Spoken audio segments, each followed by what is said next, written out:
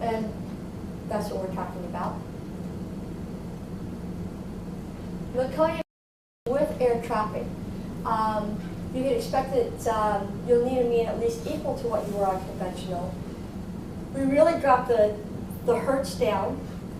You don't want to go below 5 hertz, I think is recommended on this, and we usually don't. Sometimes if it's a really, really bad meconium without air traffic, remember the faster you go, the more they're going to air trap, and the more that, you know that whole cycle with the air traffic. So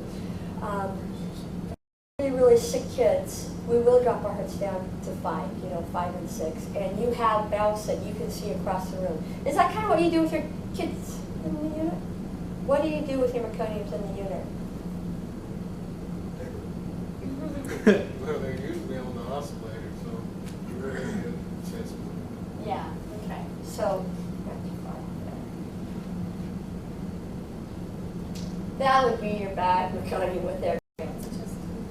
I don't think that was from primaries. I think that was from Wolford Hall. That's where Donald came from. Oh, yeah. And then when you've got diffuse haziness with meconium aspiration, you can expect to have your mean about 2 to 5 above what you would see on your conventional, if you're picking them up off conventional. In your, we still tend to run them on the bronchotron a little bit lower on the hertz, 6 to 7.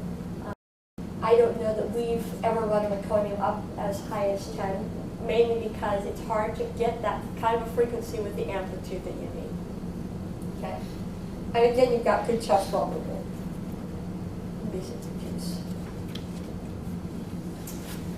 Uniform pulmonary hypoplasia, usually you'll have your mean set pretty close to what you would on conventional.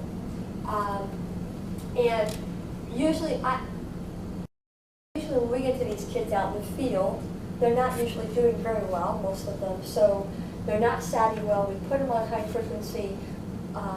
If it's 38, 36, 38, whatever it is, once we put them on, if it's a big kid, let's say I start at 10, I'll just increase that mean. Wait a minute, it depends on how big. If their stats are in the 60, I may increase that a little faster, but if I turn that mean up to, let's say, 10 or 12, and their stats start to go up, I kind of wait and see where their stats go. And then I dial up that mean again and wait and see where their stats go until I've got them oxygenating well. So that's what he means by advanced one until the stat, until your 2 stats increase. You tend to want to go faster on the, so we would run them around 10 on the bronchotron if we can do that. And again, you want minimal chest wall. You don't want to blow out those lungs. It's a nasty X-ray.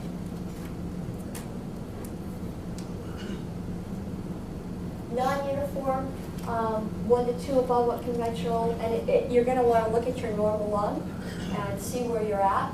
Again, you're going to want higher hertz. Chest wall movement. And that would be typical, I should have, under diaphragmatic hernias. We tend to, it's interesting because we just had a case the other day where they, do you put your diaphragmatic hernias on high frequency? That's if I need it or not. Okay.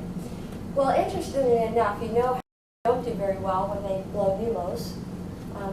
Their mortality goes up, and we went to get a baby from Vegas to take 2 primaries for ECMO.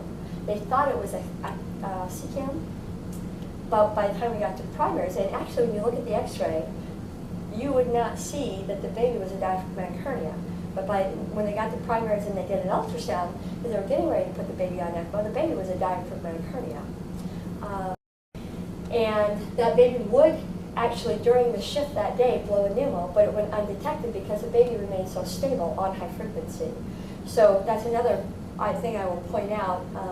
Usually, not all the time, at least the babies I've seen, on high frequency, because you can keep the lungs inflated, they don't have that huge crump that you find on conventional that they do.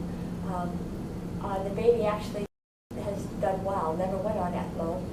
did what, went to surgery and did fine. But I point that out because that will come up later as far as pneumos, and we certainly don't want to blow out the lungs, so we're pretty careful, and we actually allow a little bit higher CO2.